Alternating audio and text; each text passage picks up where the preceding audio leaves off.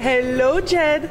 Hello, Lilou. It's good to spend some time with you here in Holland now, in your home country. Yes, Amsterdam. Amsterdam. Welcome to Amsterdam. Thank you, thank you. I'm very delighted to be speaking with you because you have a tremendous experience at entrepreneurship. For 20 years, you were one of the fastest growing company over in Europe. In the staffing industry, you've been for 20 years in the staffing industry, and you've decided after doing that for 20 years to live your dream and now interview adventurous people around the world. Yeah. And that's how we end up meeting each other in Paris. You're the most adventurous I've met up till now. Yay! So why did you decide to live this new adventure, completely new adventure? How this All Adventurous People TV came about? Well, we were traveling with my family, yeah. And I saw all these people living all over the world in a totally different way than I was used to. Mm-hmm. And I started to write about them. And then one day I came back in the Netherlands and I wanted to interview a certain guy, and I thought, let's bring my camera. And I asked him, is it okay if I tape it? And he said, yeah, it's okay. So I taped it, and that was my first interview on tape. And I liked it a lot that way.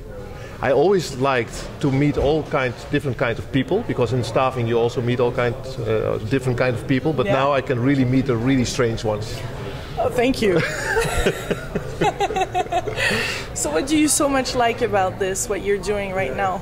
Because, well, mostly I like to meet the people. Yeah. That's what I like best. Uh-huh. But you're interested about the stories too, and learning and growing, or is it really to capture? To capture their way of living, how they decide to live, because these adventurous people all have a life which you don't find easily a second one, and I enjoy that most. So what do you find, what are the characteristics of adventurous people? What do you find that they have in common? They are not afraid for a lot of things. They are not afraid to be judged by their peers, by their family, by their friends. They choose a life which people around them find strange. They're not afraid for missing certainty in income. So they have a fearless way of living. And I met a lot of people who done amazing things, but didn't have any money and didn't have any fixed income, and still did live their dreams. And that touches me. Mm-hmm, mm-hmm. So do you think those are some of the characteristics of being happy in this time? With this crisis and everything changing so rapidly? Are we all becoming really adventurous people? I don't know if everybody will be adventurous in the end, but I think these people show us that you can live in another way without all the certainties and still enjoy life to the full. And most of them discover life in an exciting way, and they don't know what will happen. And they don't know how the life will look like in the next half year, and most people want to have a lot of certainty in their life, but that also closes them in. Yeah. So how did you live that adventure yourself? Because you went from one world to a new realm now, and you're an adventurous person too. I consider myself an adventurous person, and for me, adventure is meeting the new. Yeah. Always been. Yeah. As an entrepreneur, I always try to move to new grounds. Yeah. And this is a total new experience, because I have to learn how to interview people. I have to learn how to edit. I have to learn how to broadcast, and it's totally new. And I'm learning every day, and it's really an adventure for me. Yeah. But you, I just love how you said it, because it seems like in adventure there is chaos as well. Well, in my adventure there's lots of chaos. Yeah. And it's okay. Yeah, it's okay. Yeah, it's never a problem. So how did you decide to move in 2008 for 1 year, take your whole family abroad into 2 different countries? Was that part of that transition, or you were already into it? Yeah, I think it was part of a transition. We always dreamed, my wife and I always dreamed to live abroad. And a few years ago, before that, we talked a lot about it. And with the more we talked, the more things to worry about we found. So then we didn't go. And 2 years later, the urge came up again, and we said to each other, well, let's not talk about it. Let's just take 3 months, and then we take a decision in one day. And in that 3 months, we did not talk about going out for that year, but it grew in our heads, and we couldn't go back. And actually, that year away from this country was one of the best years I had. And what happened there? Where did you go? We went to Argentina, lived there for about 4 months, and we have lived in Australia for about 6 months, and traveled a little bit up and down with our 2 daughters, then 5 and 9. And well, so they stopped school. Was that easy? No, we first half year we taught them homeschooling in the mornings, 4 days a week. That was enough. And in Australia, they went to a normal, regular school. So, because it's accepted in Holland to go away from the schooling system for that amount of time? It depends where you live. Is there some restrictions? Yeah, there are restrictions, but it depends where you live. So one area it's okay, in other areas it's not okay.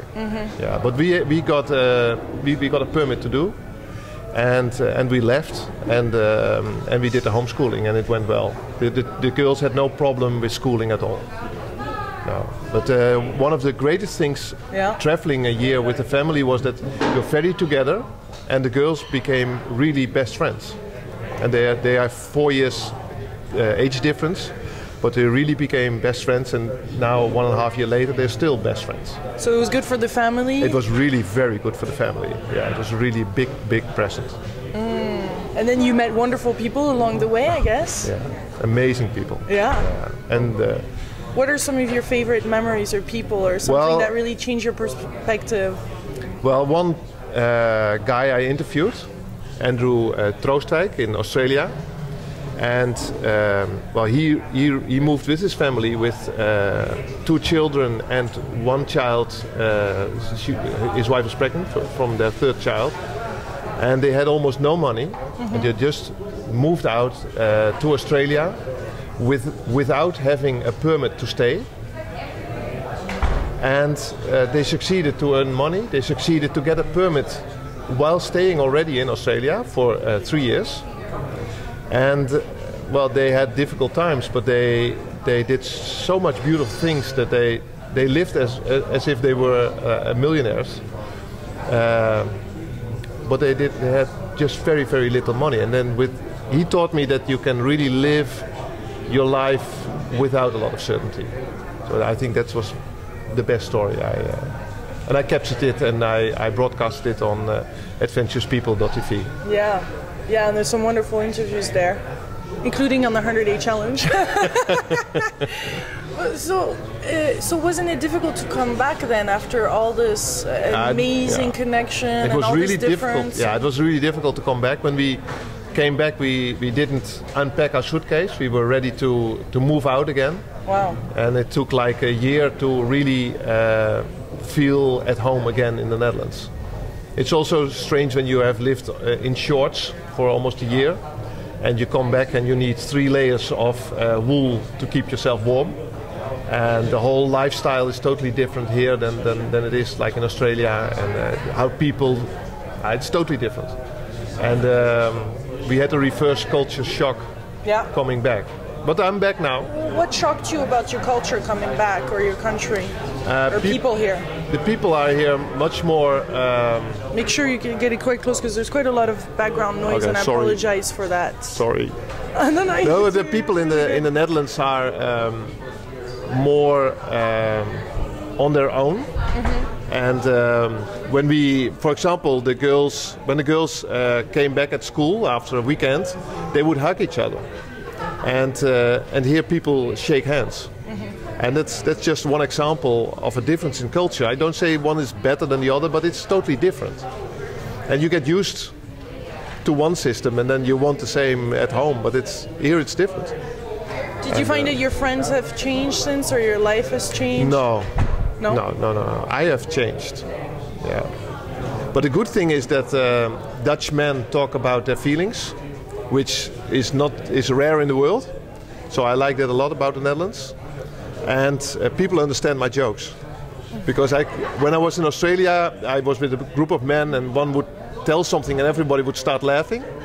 And I didn't understand why. And then I would make a real good joke. Nobody was laughing. Yeah. So, yeah, there are really... So somewhere it has helped you to find yourself back at home and refine maybe the life that... Because you lived a major transition with your previous entrepreneurship. And, so maybe that was another way to reintegrate in the Netherlands. Was it your past to reintegrate the Netherlands and live it from your new you now and cleaning yourself from this past life, maybe? Exactly. Even though if you had a lot of success, it came with a lot of luggage, I guess, too. Yes. And that's really, I left a lot behind during that year. So how are you envisioning now this, now that you're a journalist and traveling the world? Are you going to travel the world and continue interviewing people or more Dutch people? Well, I don't know what will happen. Yeah. That's one thing for sure. So you're adventurous, now boom. But I've met a lot of people last year, also people abroad. I did some nice interviews in the United States this summer. And I will keep connecting to people, I think, in the Netherlands as well as abroad. And I love to tell a story. And to tell a story, interviewing people, making like a little documentary style story, it's a totally new trade, and I get better at it. And in the end, I think everybody wants to listen to my movies. Good. So you're gonna do good documentaries. You want to produce documentaries and whatever comes about as you explore. How it feels. Yeah. No, there's not like a planning out that I want to do this and this the next year. I will continue and it will grow. So do you think that you have shifted from the mind to the heart consciousness? Well, yes, and trusting more on the process of life. So what would you say are the important things for somebody these days to have? What are some of the important qualities? Is there a mix between being totally adventurous and what you've learned in your previous business that now you think are important qualities to have? I think trust is an important quality anyhow. I always had a big trust in myself. As an entrepreneur, you need to trust on your own... Confidence, self-confidence? Self-confidence, that's what I mean, yeah. And that trust is, I think, in everybody. And if you have difficulties to find it, you have to work on yourself or do certain things or find some therapy or do some coaching or whatever. But find that trust in yourself, and then you can do anything you want in this life. Tell me about intuition, because you're developing your intuition. You're constantly growing and learning. Yeah. Tell us about that process and how it's going. Well, intuition. I think everybody knows what intuition is. Everybody knows when you meet somebody, you have a feeling. Oh, is it okay or not? Or I feel comfortable with this person. Or if you enter a house, it makes you feel comfortable or not. So these are the first steps of awareness in your intuition. And then what many people don't. They do consider that normal, but they don't think, hey, I have a tool. And this intuition can be, you can grow that intuition, you can grow that tool, and I do training for that. And if you train it more and more, you'll know earlier what to do next. So, for example, if you're somewhere at some place and you meet somebody, now I immediately have a feeling I can make an interview out of this. And I know if I can ask this person, can we do an interview? And that development of that intuition is, well, that's for me a big. It makes it a lot easier to move around without a lot of planning and without a lot of fear, because that's in trust it works together. Yes, that's how it feels like. There is the feminine and the masculine side coming together, and the harmony of trust and intuition. Needing both now. Needing both. and you have both. Everybody has both available. You only have to awake it in a way. No, I feel that's a major tool too. So, where are you taking this? Is it just so you're using it basically as an everyday tool? You're following your bliss, you're following the flow, and allowing things to happen. That's exactly. where you're at right now. Yes, yeah. And don't stick to the rational plan, but just feel along the way what's best to do next, and trust on that. Thank you. It was so good to spend this time with you. I'm very blessed to be in Amsterdam and be interviewing you right now. Thank you. Thank you, Jed. Thank you very much, Lilou.